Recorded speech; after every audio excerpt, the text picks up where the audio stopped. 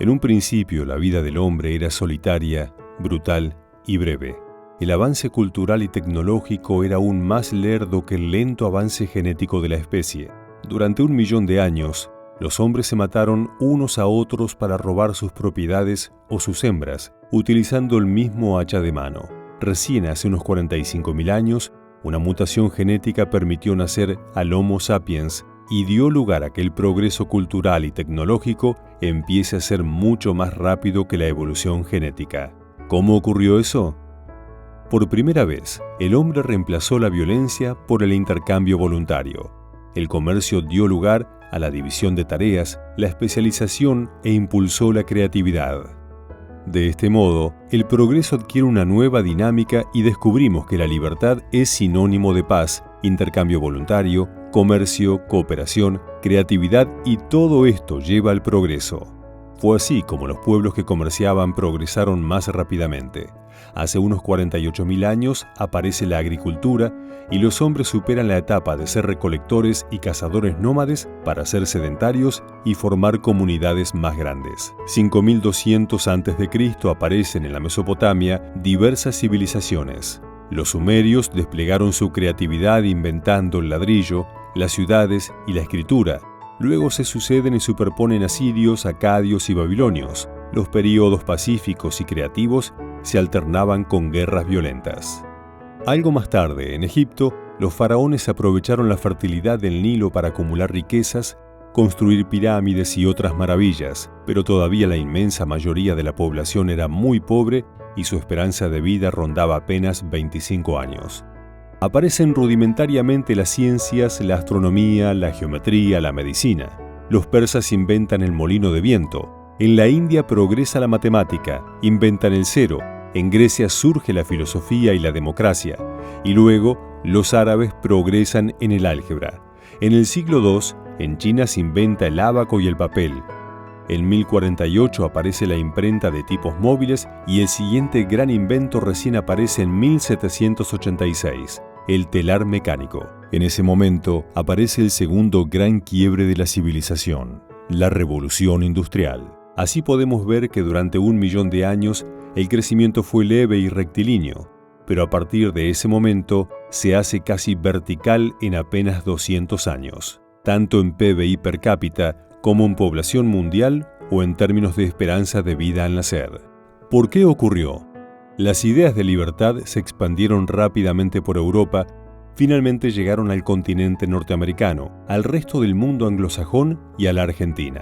Se establecieron leyes y constituciones que reconocían por primera vez los derechos individuales de cada ser humano a la vida, la libertad, la propiedad privada y la búsqueda de la propia felicidad. Luego de miles de años de matarse mutuamente en cruentas guerras, los seres humanos alcanzan un grado superior de civilización. Personas como Voltaire y Locke enseñaron la tolerancia, otros, como Hume y Adam Smith, la ética de la libertad y la responsabilidad. Por primera vez se afirmaba el respeto a pensar distinto, a tener diferentes creencias y a expresarlas libremente. Como consecuencia se generó un estallido de creatividad y riqueza. El mundo conoció la prosperidad a gran escala y desde entonces la pobreza y el hambre no pararon de caer en el mundo. La expectativa de vida al nacer saltó a 85 años en los países desarrollados, a 74 años en Argentina y se duplicó incluso en los países más pobres de África, pasando de 25 años a más de 50. Los alimentos se multiplicaron en el siglo XIX por la utilización del guano como fertilizante y luego por el fertilizante artificial y por la cosechadora y las máquinas agrícolas que redujeron los precios de los alimentos, sacando a millones de la pobreza. Y por fin, por los granos híbridos inventados por Norman Borlaug en los años 50. Jamás el avance tecnológico había permitido salvar tantas vidas. Paralelamente, las vacunas permitieron eliminar 10.000 enfermedades. La penicilina combatió las infecciones y las anestesias, los calmantes y las aspirinas lograron frenar el dolor sin matar a los enfermos. La tecnología avanzó a un ritmo inverosímil. Se inventaron el telégrafo, la radio, el teléfono, el fax y el celular. También el motor a vapor, el ferrocarril, el automóvil y el avión. Las velas, usadas solo por los ricos, dieron paso a la iluminación para todos gracias a Thomas Edison. Henry Ford inventó la línea de montaje que permitió producir todo tipo de productos manufacturados con alta calidad y a precios cada vez más bajos para ser consumidos masivamente. Cada año aparecieron nuevos electrodomésticos, lavarropas, aspiradoras, licuadoras, heladeras, aire acondicionado e infinitos inventos más. Es cierto que las dos grandes guerras hicieron creer a muchos filósofos que el progreso era una ficción, pero no fue así. Al comienzo de la Primera Guerra Mundial, solo el 5% de la humanidad vivía en democracias liberales.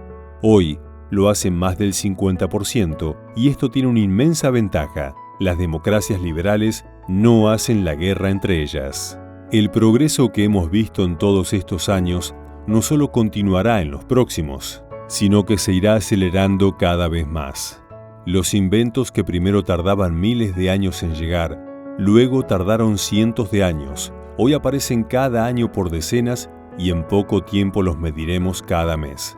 Las computadoras hoy son 1 millón de veces más rápidas y capaces que las de hace 40 años, y las nuevas tecnologías, la inteligencia artificial, la robótica, la nanotecnología, el descifrado del ADN y la reprogramación genética nos permiten especular que en poco tiempo podremos incluso detener el envejecimiento. Nuestra historia demuestra que la cooperación libre y voluntaria es la herramienta que despliega la creatividad, los inventos y el humanismo que permiten el progreso material y moral.